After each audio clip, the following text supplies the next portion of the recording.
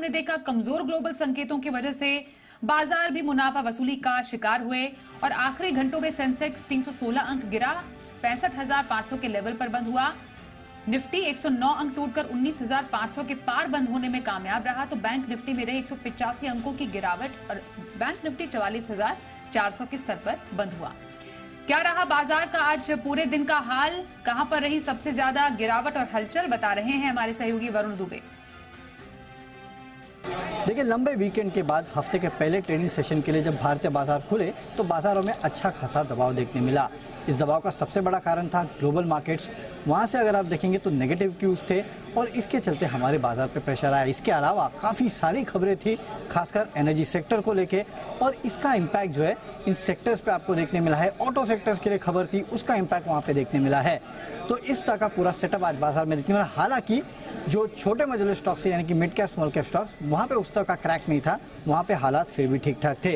अगर मैं सबसे पहले निफ्टी के टॉप लूजर्स की बात करूं तो यहाँ पे देखिए ONGC, यहाँ पे सबसे ज़्यादा गिरावट देखने मिली। जो विंडफॉल गेन टैक्स की खबर आई, कच्चे तेल में जो गिरावट देखने मिली, इसका इम्पैक्ट अनिल सर ने इसको आज अपना स्टॉक ऑफ द डे भी दिया था और स्टॉक में देखिए आज निफ्टी का ये टॉप लूजर था।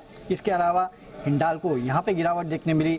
Ayesha Motors, Maruti, auto sales numbers आए, इसके बाद स्टॉक में अच्छी खासी गिरावट थी। गेनर्स में Bajaj finance, Titan, L&T, Bajaj Finserv जैसे काउंटर से जहाँ पे खरीदारी देखने मिली है। फोकस में सबसे ज़्यादा वेदांता का स्टॉक था, क्योंकि जो यहाँ पे डीमर्जर की खबर आई, अलग अलग कारोबार को लिस्ट करने की खबर आई, उसका इम्पैक्ट स्टॉक में देखने मिला। अच्छी खासी तेज़ी स्टॉक में थी। JSW इंफ्रा आज की लिस्टिंग अच्छी लिस्टिंग हुई।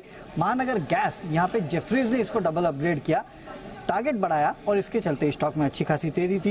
Heidelberg cement, in fact cement stocks जो है वो अच्छे खासे हरकत में थे आज, क्योंकि कुछ खबरें आई थी। जेफरीज की तरफ से एक रिपोर्ट आई थी कि इन्होंने अक्टूबर में प्राइस हाइक की है। हालांकि ये खबर हमने आपको पहले ही बता दी थी। तमाम सीमेंट स्टॉक्स में तेजी देखने मिली, लेकिन साथ ही साथ हिडेलबर्ग सीमेंट के लिए ये खबर भी आई कि JSW ग्रुप जो है वो यहाँ पे सीमेंट एसेट खरीद सकता है इस ग्रुप के। इसके चलते हिडेलबर्ग सीमेंट में तेजी भी आपको सबसे ज़्यादा देखने मिली।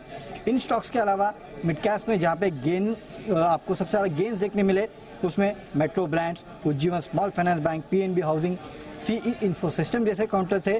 जहाँ पे गिरावट थी उसमें DCM Shriram, MCX, Delta Corp, Gujarat fluoro जैसे काउंटर से जहाँ पे दबाव देखने मिला। तो हफ्ते का पहला ट्रेडिंग सेशन भारतीय बाजारों में दबाव था।